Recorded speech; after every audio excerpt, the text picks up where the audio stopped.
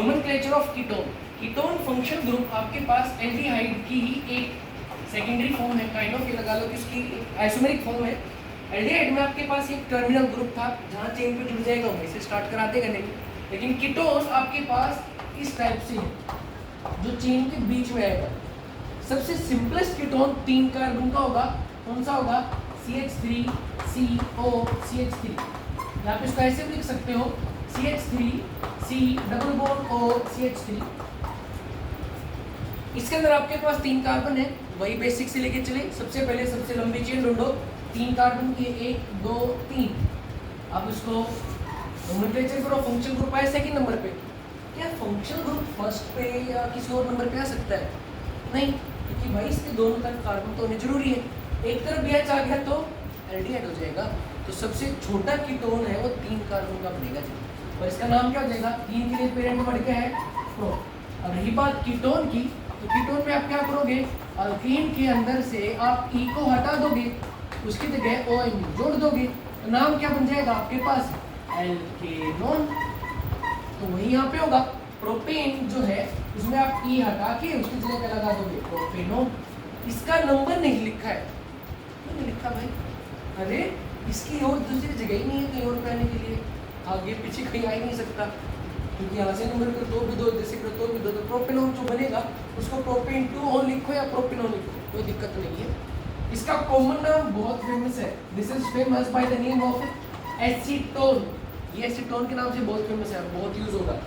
ऐसे ही नेक्स्ट जो बनेगा आपके पास, इधर से नंबरिंग करो तो भी 2 पे आए, ठीक है जी।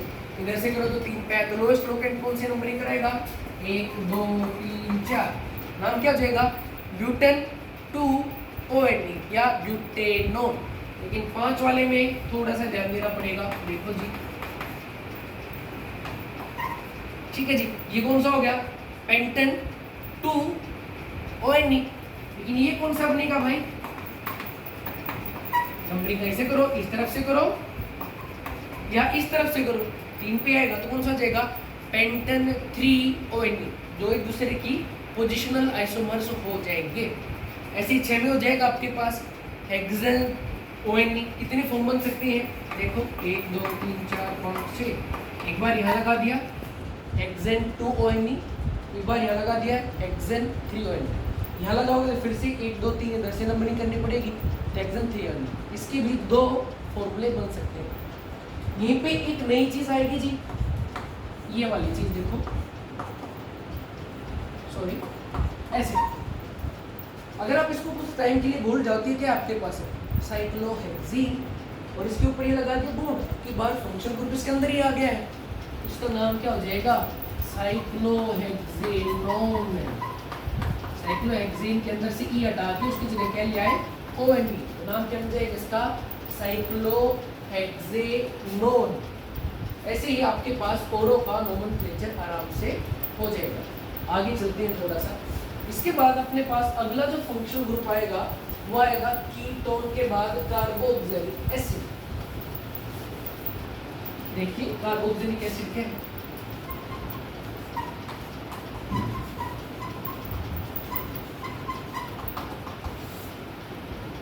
कार्बोक्सिलिक एसिड लिखा ऐसे जाएगा C double bond O OH। इसको आप ऐसे भी लिख सकते हैं COOH। रही बात नोमेनक्लेचर की, अब तक क्लियर हो ही गया होगा। अल्कीन के अंदर से हर बार की तरफ की बार भी फिर से क्या होगा? -E। उसकी जगह क्या जुड़ जाएगा? Oic acid. इसका नाम क्या बन जाएगा? एल्केनोइक एसिड। इसका नाम क्या बन जाएगा आपके पास? एल्केनोइक एसिड। ये भी आपके पास एक टर्मिनल फंक्शन ग्रुप है, मतलब जहां ये लग जाएगा आपके पास वहीं से चेन खत्म हो जाएगी। देखो जी आपके पास कैसे बनेगा? सबसे सिंपलेस्ट HC_OH, या फिर आप इसको ऐसे लिख सकते हो HCOOH। एक कार्बन का है, एक कार्बन के लिए क्या होगा? मिथन। तो मिथेन से आपके पास ये हटा के उसकी जगह O लगा दोगे, नाम क्या बन जाएगा? हाँ जी, मिथेनोइक एसिड। बिल्कुल एग्जैक्टली ये बनेगा आपके पास। ये भी अपने कॉमन ट्रिवियल नेम से बहुत फेमस है। कॉमन हो या ट्रिवियल की बात होती है, पता है आपको? ये हमेशा फेमस रहता है फॉर्मिक एसिड के नाम से। फॉर्मिक एसिड की बेटा फॉर्मिक आपके पास फॉर्म से आता है, जो डिफाइन करता है आन। जो आपको चींटी काटती है ना, वो थोड़ा सा सुझा देती है, हल्का हल्का मीठा मीठा सा दर्द करती है, उसमें आपके अंदर यही एसिड वो आपके अंदर डालती है काटने के बाद। ऐसे ही आपको जब मधुमक्खी वगैरह काटती हैं तो जो आपको सूजन आ जाती है उसकी वजह भी यही मिथेनोइक एसिड होता है। ठीक है जी, जिसको फॉर्मिक एसिड के नाम से जानते हैं। इसका जो सेकंड पार्ट है वो तो बहुत इंपॉर्टेंट है जी। कैसे? ये रहा CH3COOH। अभी पैक के हिसाब से 2 कार्बन है, नाम हो जाएगा इथेनोइक एसिड। इथेन का ही हटा के ओइक एसिड जोड़ दिया तो बन जाएगा इथेनोइक एसिड। लेकिन आपके पास कॉमन नेम ये बहुत फेमस है, क्या नाम इसका? Acetic acid. और अगर आप इसको पानी में डिसॉल्व कर दो तो इसका नाम हो जाता है विनेगर। ये तो बहुत काम का है, चाउमीन में काम आता है, आपके पास सॉस के अंदर काम आता है, आपके पास बर्तन धोने के साबुन के अंदर होता है। विनेगर कई जगह पे आपके पास काम होता है। ऐसे ही थर्ड आपके पास कौन सा हो जाएगा जी? CH3CH2COOH। ये कौन सा हो जाएगा आपके पास? प्रोपेनोइक एसिड हो जाएगा जी। ऐसे ही ये लेके चलो 1 2 3 4, क्या नाम हो जाएगा इसका? 4 कार्बन का, हाँ जी, 4 के लिए ब्यूट एन सिंगल बॉन्ड है और ई हटा के उसकी जगह ला दिया ओइक एसिड तो हो जाएगा ब्यूटेनोइक एसिड। लेकिन आप ध्यान दो, अगर ये होता तो पिछले में इसका नाम बन गया था साइक्लोहेक्सेनोन, लेकिन अब की बार साइक्लोहेक्सेनोइक एसिड बनेगा? बिल्कुल भी नहीं। अरे 7 कार्बन 6 तो चेन उसकी तरह हो गया आपके पास साइकिल के, एक ही रहा। तो जैसे आपने पीछे नेम किया था, ध्यान दो बिल्कुल, एल्डिहाइड के अंदर इसमें आपने ये एज अ मेन चेन माना था फंक्शनल ग्रुप, उसको आपने माना था टाइनी ब्रांच, उसका नाम क्या था? साइक्लोहेक्साइल मेथेनल। एक कार्बन का तो होता है आपके पास, एक कार्बन का जैसे ये H और Z क्या हो जाएगा? मिथेनल। ऐसे ये क्या हो गया आपके पास? Methanoic acid. तो आपके पास H की जगह पे क्या आ गया? साइक्लोहेक्सेन आ गई, उसका नाम क्या हो जाएगा? हाँ जी, क्या नाम हो जाएगा? साइक्लोहेक्साइल मेथेनल। सिमिलरली इसका नाम क्या हो जाएगा आपके पास? Cyclohexyl methanoic acid.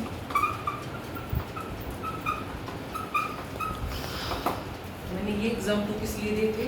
आपको लॉन्गेस्ट चेन रूल में डे 1 से समझा रहा हूँ, लेकिन आपको पता है केमिस्ट्री में एक्सेप्शंस हमेशा होती है। तो जब फंक्शनल ग्रुप आपके पास आएंगे तो देखो लॉन्गेस्ट चेन तो 6 कार्बन की आपके पास। तो ये दोनों एग्जाम्पल देने की वजह क्या है? ये दोनों एग्जाम्पल देने की मेन वजह है कि आपके पास जो ये है दोनों, ये आपके लॉन्गेस्ट चेन रूल को तोड़ते हैं। लॉन्गेस्ट चेन रूल क्या कह रहा था? जो सबसे बड़ी चेन आप उसको लेके चलो।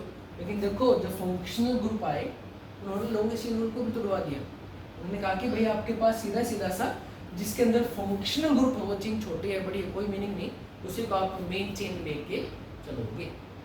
ऐसे ही एक एग्जाम्पल और लेके चल पड़ो, जैसे आपके पास CH2COOH है, तो यहाँ पे आपने बना दी साइक्लोहेक्सेन। तो फिर से वही काम है, मेन चेन आपके पास ये 6 वाली नहीं होगी, ये फंक्शनल ग्रुप वाली होगी। जहाँ पे फंक्शनल ग्रुप आ जाएंगे वो भी रिएक्टिव वाले, हेलोजन मत लेके चल पड़ना, रिएक्टिव वाले फंक्शनल ग्रुप आ जाएंगे तो वहाँ पर आपके पास जो मेन चेन रूल है वो ब्रेक हो जाएगा और आपको जो फंक्शनल ग्रुप कंटेनिंग चेन है वो छोटी है बड़ी है, 1 कार्बन है 3 कार्बन है, ब्रांच से कितने कार्बन कम है कोई लेना देना नहीं, उसमें आप उसी को मेन चेन मानोगे। और ये दूसरी जो साइक्लिक है वो बेशक बड़ी है, उसको एज आप ब्रांच लेके चलोगे, मेन साइकिल नहीं। तो इसका नाम क्या हो जाएगा आपके पास? Cyclohexyl as a branch Taini, और ये था आपका मेन। तो मेन का नाम क्या हो जाएगा आपके पास? Ethanoic acid. इन चीजों का ख्याल रखना है, हमेशा की तरह आपके पास जो चीजें हैं वही इंपॉर्टेंट नहीं है, बहुत सारी चीजें ऐसी हैं जो आपके पास अलग बिल से यहाँ पे ली जाएंगी। तो this is a kind of exception from the longest chain rule, right. अब आगे लेके चलते हैं थोड़ी सी चीज। अब तक आपने जितने किए हैं वो सारे के सारे वो किए हैं जिनके अंदर एक ही सिंगल फंक्शनल ग्रुप है, लेकिन जिसमें एक से ज्यादा फंक्शनल ग्रुप आ जाए तो तो बिल्कुल बेसिक लेके चलेंगे। आपको एक रिएक्टिविटी सीरीज देखनी पड़ेगी जो बताएगी कि कौन ज़्यादा रिएक्टिव है और कौन कम रिएक्टिव है। ठीक है जी, जो ज़्यादा रिएक्टिव है वो as a main function group use होगा और एज अ सफिक्स आएगा। जैसे ओइक एसिड में OIC एसिड था, कीटोन के अंदर ONE था, एल्डिहाइड के अंदर अल था, तो वो जो पीछे वाला जो लगता है नाम जिसका आप सफिक्स बोलते हो, उसमें जो सबसे रिएक्टिव होगा वो एज ए सफिक्स यूज होगा, बाकी सारे एज अ प्रीफिक्स यूज होंगे। तो एक बार देखो रिएक्टिविटी सीरीज क्या है और प्रीफिक्स और सफिक्स क्या है। रिएक्टिविटी सीरीज कुछ ऐसे है, C से A इस AC साइल की ओर it इनाइड।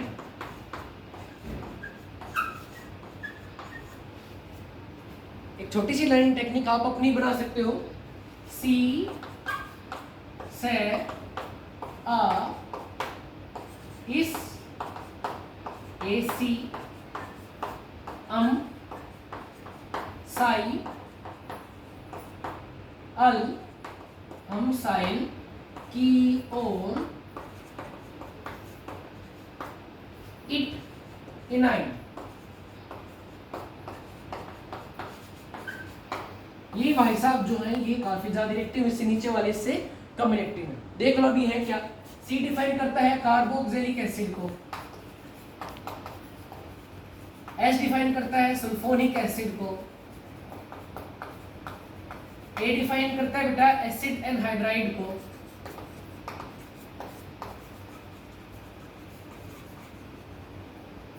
ES ester, AC acid chloride, ये एसिड हैलाइड बोल सकते हो, AM acid amide, CY cyanide, AL aldehyde, KE ketone,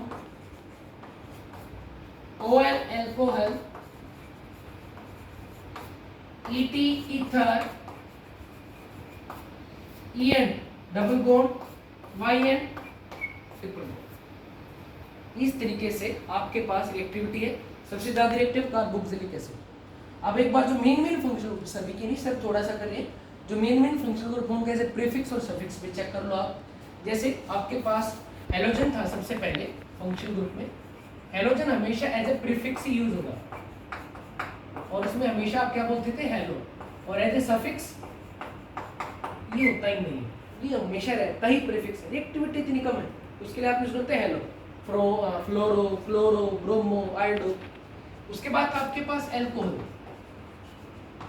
कैसे प्रेजेंट किया था OH। इसके लिए प्रीफिक्स अगर यूज हुआ तो आपके पास एज ए प्रीफिक्स इसको यूज करोगे आप हाइड्रोक्सी, और एज ए सफिक्स आपको पता ही है ओल। ठीक है जी। अगला था आपके पास ईथर। ईथर में आपके पास जैसे प्रीफिक्स अगर यूज हुआ तो इसमें वर्ड यूज होगा एल्कोक्सी,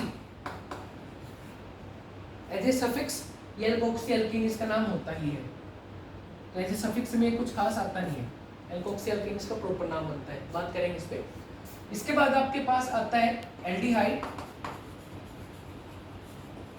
जो होता है कि आपके पास CHO एज ए प्रीफिक्स। ये जब यूज होगा तो इसमें ये वर्ड यूज होगा एल्डो या फॉर्माइल,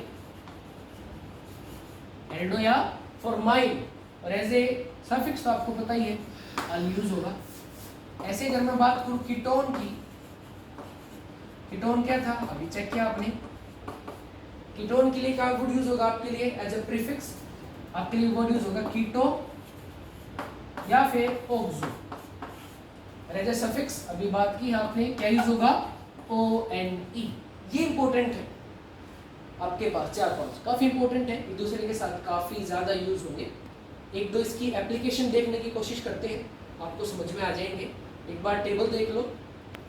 हेलो हेलोजन के लिए एज ए सफिक्स में आएगा, अल्कोहल के लिए हाइड्रोक्सी, ईथर के लिए एल्कोक्सी, एल्डिहाइड के लिए एल्डो या फॉर्माइल, कीटोन के लिए कीटो या ऑक्सो। यही ज्यादा इंपॉर्टेंट है आपके पास, इन्हीं को चेक करेंगे। जैसे कि आपके पास कुछ ऐसे आ गए,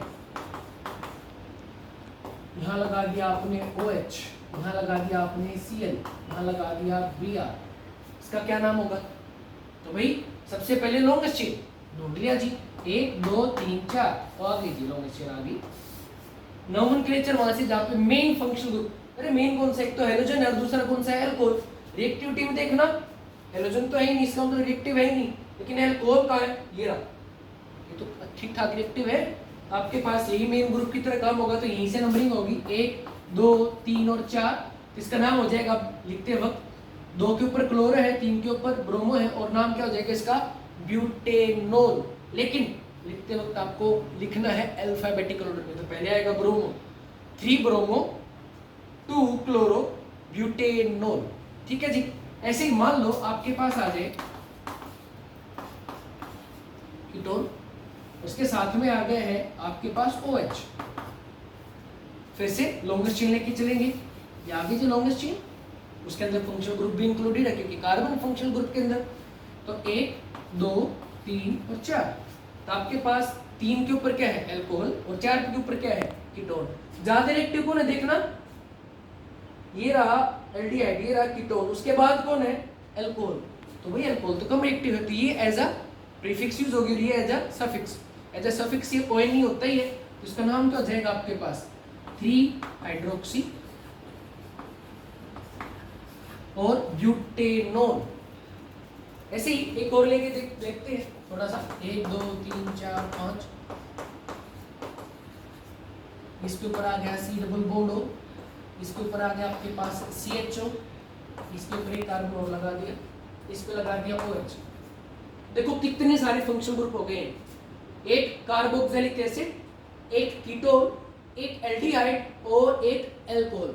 तो रिएक्टिविटी में सबसे मेन कौन सा है, कार्बोक्सिलिक एसिड। नंबर 1 पे कार्बोक्सिलिक एसिड चेक कर सकते हो, तो भाई यही रहेगा मेन फंक्शनल ग्रुप, इसी के हिसाब से नंबरिंग होगी। तो लो जी 1 2 3 4 5 और 6। अब ध्यान दो, आपके पास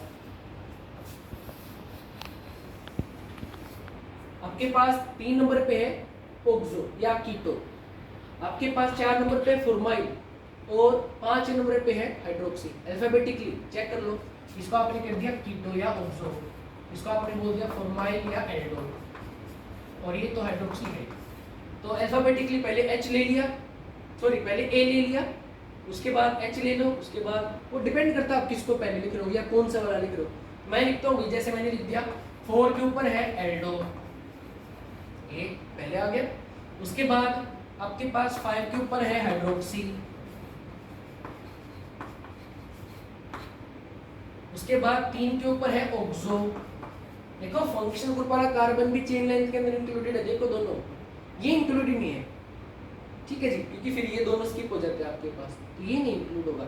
और आपके पास 6 था, तो नाम क्या हो जाएगा, सॉरी हेक्सेनोइक एसिड, क्या नाम हो जाएगा इसका, हेक्सेनोइक एसिड।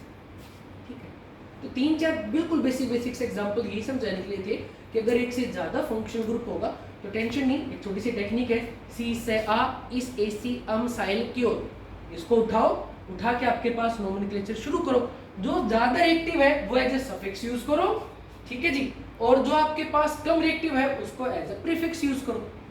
रही बात आपके पास 5-6 छोटे ग्रुप हैं जैसे नाइट्रो वगैरह है, साइनाइड अपने सिलेबस में यूज नहीं होता, ठीक है, इसलिए उनके नहीं कहेंगे, सिर्फ बेसिक लेके चले हैं। तो आपके पास एक से ज्यादा अगर फंक्शन ग्रुप आ जाता है तो इस तरीके से आप नोमेनक्लेचर कर सकते हो। That's it.